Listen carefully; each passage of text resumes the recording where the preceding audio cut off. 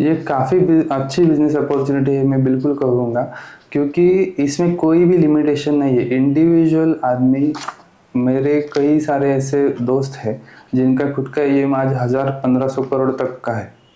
तो ये काफ़ी, इसमें कोई लिमिटेशंस नहीं है। आप कितने भी, आप में जितने भी पोटेंशियल, आप जितने भी इफिशिएंटली काम कर सकते हो उतना कर सकते हो।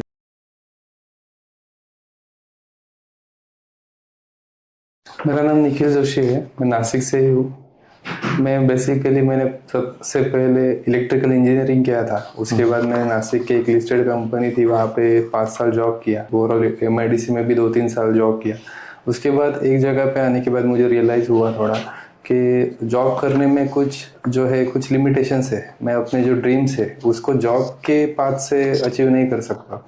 तो वहाँ पे मुझे कुछ लग रहा था कि कुछ अलग करना चाहिए। तो मैं कुछ देख रहा था इंटरनेट पे, दोस्तों से भी बात कर रहा था कि ऐसा क्या है, कुछ कर सकते हैं। तो कई बार सुना था कि स्टॉक मार्केट में लोग बहुत सारा पैसा कमाते हैं।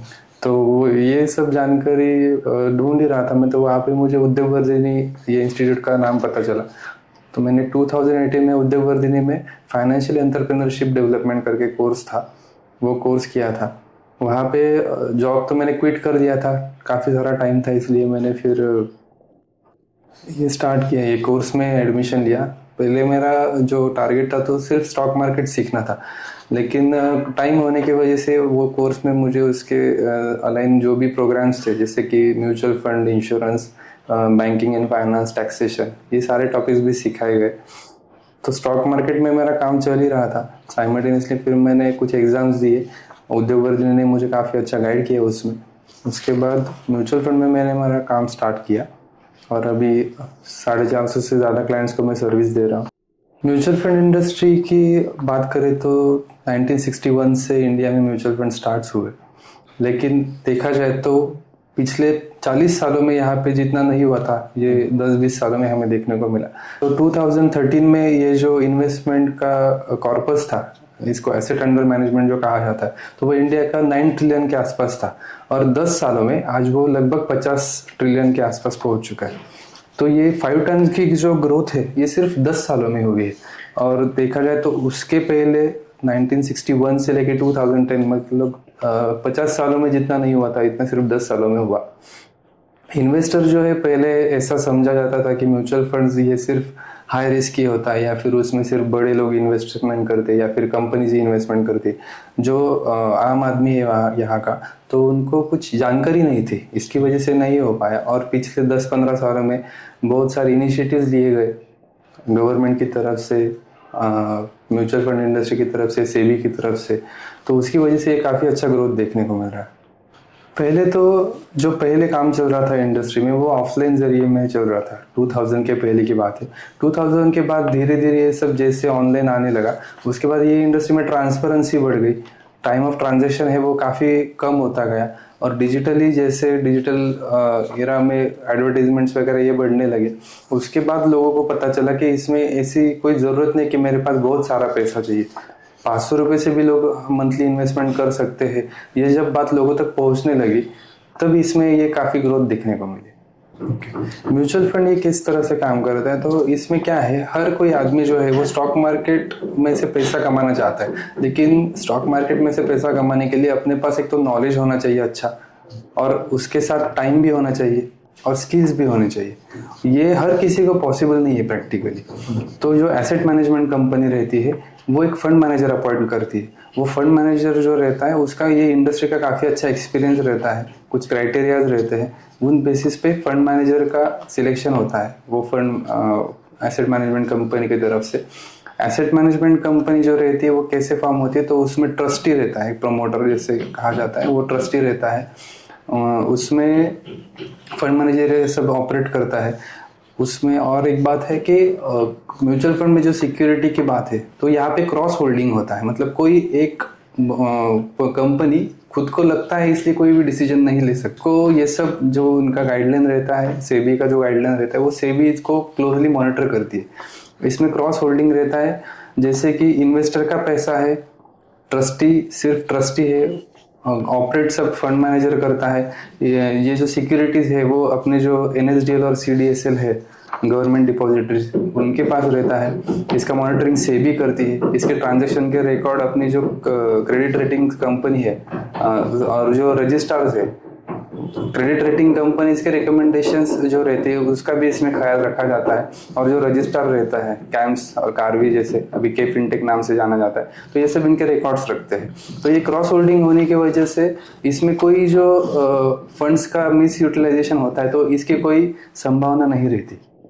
सेकंड थिंग, म्यूचुअल फंड में जो आपने पूछा कि लमसम और एसआईपी में क्या फ़र्क है, तो लमसम मतलब क्या है, मेरे पास कुछ इकट्ठा कुछ अमाउंट है तो वो मैं एक साथ डालता हूँ। किस में डालते हैं, कैसे डालते हैं, वो हम आगे डिस्कस करेंगे।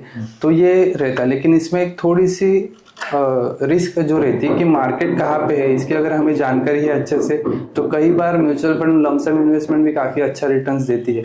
लेकिन कई बार ऐसा होता है कि किसी का अपने दोस्त है, रिलेटिव है, या फिर किसी को अच्छे रिटर्न्स मिले, ये देख के हम कहीं पे हायर लेवल पे लमसम इन्वेस्टमेंट कर देते हैं और उसके बाद अगर कोई पुल बैक आता है या करेक्शन आता है तो उसकी वजह से अपना जो म्यूचुअल फंड है वो भी निगेटिव में दिखता है। तो ऐसा उसकी बात हम कुछ मिसअंडरस्टैंडिंग कर लेते हैं और ये अगर अवॉइड करना है तो उसके लिए एक सिंपल ऑप्शन है, जैसे कि एसआईपी मतलब सिस्टमैटिक इन्वेस्टमेंट प्लान। अभी लोगों का ये भी एक मिसअंडरस्टैंडिंग है कि एसआईपी मतलब सिर्फ म्यूचुअल फंड में इन्वेस्टमेंट। तो एसआईपी आप जो बैंक में आरडी कर रहे हो ये भी एक एसआईपी हो। एसआईपी मतलब क्या है कि इन्वेस्टमेंट स्ट्रैटेजी है जहाँ पे आप एक फिक्स अमाउंट, फिक्स रेट को कहीं पे इन्वेस्ट कर रहे हो। तो एसआईपी का क्या होता है, एसआईपी के जरिए अगर हम इन्वेस्टमेंट करते हैं तो उसमें रुपी कॉस्ट एवरेजिंग होता है।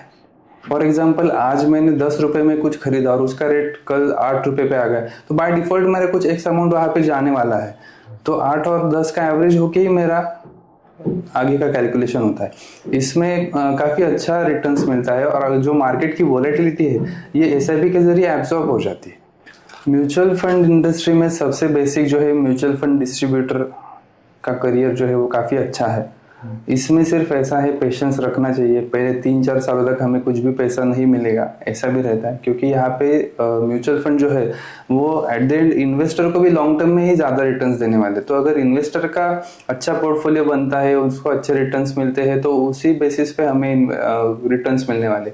तो बट ऑब्वियस है कि हमें स्टार्टिंग से कुछ मिलेगा नहीं मिलेगा वो पता नहीं, लेकिन हमें थोड़ा थोड़ा स्टार्टिंग से जो कंसिस्टेंटली काम करना है, तो ये करने के बाद एक लॉन्ग टर्म में आपको डेफिनेटली अच्छा रिटर्न्स मिलते हैं। म्यूचुअल फंड इंडस्ट्री में एज अ करियर देखना है तो म्यूचुअल फंड डिस्ट्रीब्यूटर ये एक हुआ, इसके बाद कुछ सीएफए और सीएफपी जैसे ऑप्शंस रहते हैं, उसमें भी काम करके आप ये इंडस्ट्री में काम कर सकते हैं। सबसे पहले तो आपको मार्केट की थोड़ी बहुत तो जानकारी होनी चाहिए। ये बेसिक नॉलेज होना चाहिए कि म्यूचुअल फंड कैसे काम करता है, और इसके लिए NISM जो है, national institute of security management, इनके कुछ ट्रेनिंग प्रोग्राम्स रहते हैं, कोर्सेज रहते हैं, और वहाँ का उनका एग्ज़ाम देने के बाद उनका म्यूचुअल फंड डिस्ट्रीब्यूटर का एक एग्ज़ाम है, वो सर्टिफिकेट आपको होना ज़रूरी है। उसके बाद एम्फी जो है, association of mutual funds in India, इनके यहाँ पे आपको रजिस्टर करना रहता है। वहाँ पे ARN नंबर आपका जनरेट होता है। ARN नंबर के लिए मैंडेटरी है NISM का जो सर्टिफिकेशन है म्यूचुअल फंड डिस्ट्रीब्यूटर का, वो होना ज़रूरी है। और इसका एक बार एग्जाम पास होने के बाद, वो रजिस्ट्रेशन मिलने के बाद 3 साल तक आप काम कर सकते हो, और 3 साल के बाद आपको फिर से एग्जाम देके उसको रिन्यू करना पड़ता है। NISM सर्टिफिकेट और म्यूचुअल फंड डिस्ट्रीब्यूशन का लाइसेंस मतलब ARN नंबर, ये दोनों ही अपने पास है तो आप इस इंडस्ट्री में इमीडिएटली काम स्टार्ट कर सकते हो। ये इंडस्ट्री में हम बचपन से देखते आए हैं हर कोई कि इंडिया जो है वो काफ़ी कंजर्वेटिव माइंडसेट से अभी तक बढ़ता गया है। तो इससे पहले जो भी थे नेशनल पेंशन स्कीम है, या फिर KVP जो था पहले, उसके बाद कुछ FDs में करने लगे, या फिर गोल्ड हो, ये जो ट्रेडिशनल इन्वेस्टमेंट प्लान्स है सिर्फ इसी में इन्वेस्टमेंट होता था। तो हमें अपने जो नज़दीकी near and dear ones friends है या रिलेटिव्स है, उनको भी आप पहले एजुकेट करना स्टार्ट करें कि ये क्या है म्यूचुअल फंड इंडस्ट्री। तो उसके बाद उनको आप एज ए इन्वेस्टर देखने में थोड़ा आपको हेल्प होगा। अगर डायरेक्टली उनको आप कुछ बेचने जाओ तो वो मना कर सकते हैं, लेकिन आप उनको एजुकेट करो कि ये इस इंडस्ट्री में क्या पोटेंशियल है, ये इन्वेस्टमेंट क्लास में क्या पोटेंशियल है और आप कहाँ तक पहुँच सकते हो। इसका एजुकेट अगर आप उनको कंटिन्यूस करते हो तो उससे डेफिनेटली वो आपके इन्वेस्टर बन सकते हैं। उसमें ऐसा कोई रिस्ट्रिक्शन नहीं है, पार्ट टाइम जॉब करके भी कर सकते हैं, लेकिन मेरा खुद का ये मानना है कि अगर फुल टाइम आप इस इंडस्ट्री में करियर के एंगल से अगर देखते हो तो फुल टाइम करने से काफ़ी अच्छा आपको रिटर्न्स मिल सकता है। रिटर्न्स इन सेंस ऑफ आप जो भी टाइम इन्वेस्ट कर रहे हो उसका डेफिनेटली आपको अच्छा रिवॉर्ड मिल सकता है अगर फुल टाइम करोगे तो, क्योंकि क्लाइंट जो है वो काफ़ी ऑप्शंस ढूंढते रहता है। अगर मैं जॉब करके ये कर रहा हूँ तो मेरे अलावा और कोई जा वहाँ पे पहुँच के ये सब जा सकता है मेरा क्लाइंट मेरे हाथ से, तो इसके लिए फुल टाइम अगर रहता हूँ तो मैं क्लाइंट को ज़्यादा टाइम दे सकता हूँ, ज़्यादा एजुकेट कर सकता हूँ और ज़्यादा से ज़्यादा लोगों को मिल सकता हूँ। ये काफ़ी अच्छी बिजनेस अपॉर्चुनिटी है, मैं बिल्कुल कहूँगा, क्योंकि इसमें कोई भी लिमिटेशन नहीं है। इंडिविजुअल आदमी, मेरे कई सारे ऐसे दोस्त हैं जिनका खुद का ईएम आज 1000-1500 करोड़ तक का है। तो ये काफ़ी, इसमें कोई लिमिटेशंस नहीं है। आप कितने भी, आप में जितने भी पोटेंशियल, आप जितने भी इफिशिएंटली काम कर सकते हो उतना कर सकते हो। इसमें कोई रिस्ट्रिक्शंस नहीं या फिर कोई लिमिटेशंस नहीं है।